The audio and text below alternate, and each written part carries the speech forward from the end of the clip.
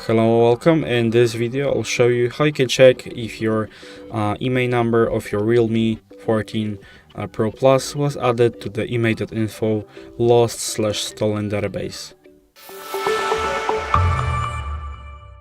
So to get your IMEI number, you just have to dial this number in a blue bold text right here, and this should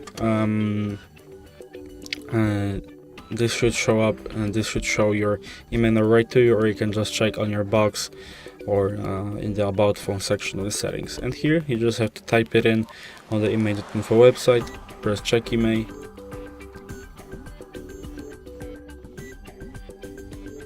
and here you'll get some basic info about your phone, and in the basic checks you'll find the lost device check right here, and you'll be asked to enter your IMEI number in the lost device check, and it should show up if it was added to the database or not. As you can see, it wasn't. So if you enjoyed this video and consider it helpful, leave a like, subscribe, and thanks for watching.